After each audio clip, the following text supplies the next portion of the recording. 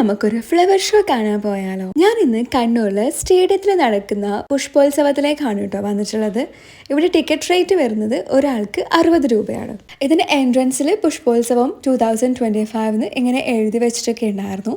പിന്നെ 1-2 അക്വേറിയം ഫിഷൊക്കെ ഉണ്ടായിരുന്നു. പിന്നെ ഇതുപോലെ ഫ്ലവർ കൊണ്ട് ഡെക്കറേറ്റ് ചെയ്ത ഒരു ഡെക്കും കൂടെ ഉണ്ടായിരുന്നു. സോ ഇതിന്റെ അടുത്ത് നിന്ന് ആൾക്കാർ ഫോട്ടോസ് ഒക്കെ എടുക്കുന്നുണ്ടായിരുന്നു. പിന്നെ ഇതാണ് ഇവിടെ മെയിൻ സെക്ഷൻ. ഇവിടെ ഒരുപാട് ഫ്ലവേഴ്സും ഒക്കെ ഡെക്കറേറ്റ് ചെയ്ത് വെച്ചിട്ടുണ്ട്. പിന്നെ അതിന്റെ സൈഡിലാണ് ഇതുപോലുള്ള ബോൺസായി ട്രീസ് ഒക്കെ ഉണ്ടായിരുന്നു.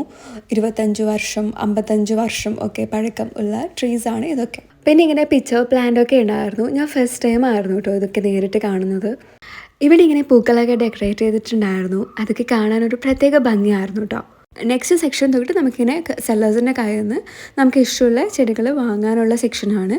ഇതൊക്കെ യൂഷ്വലി എല്ലാവർക്കും അറിയുന്ന കാര്യങ്ങളാണ്. അപ്പം ഇവിടെ ഇങ്ങനെ ഒരുപാട് വെറൈറ്റീസ് ഓഫ് ചെടികളൊക്കെ ഉണ്ടായിരുന്നു.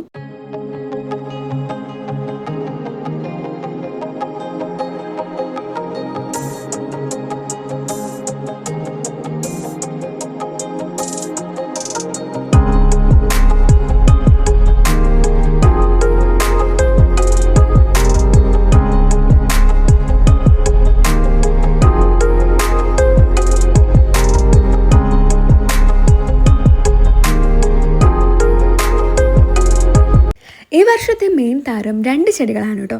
അതിൽ മെയിനായിട്ട് നിൽക്കുന്നത് ഈ ഒരു റെഡ് ലീഫ് കളർ വരുന്ന ചെടിയായിരുന്നു. സോ ഇത് ഞങ്ങളൊന്ന് വാങ്ങിയിട്ടുണ്ടായിരുന്നു. അതുപോലെ തന്നെ നെക്സ്റ്റ് ഹൈലൈറ്റ് ആയിട്ട് വരുന്നത് ഈ ഒരു ചെടിയായിരുന്നു കേട്ടോ. ഇത് കാണാൻ തന്നെ ഒരു ബോൺസായി ചെടി പോലെയൊക്കെ ഉണ്ടായിരുന്നു.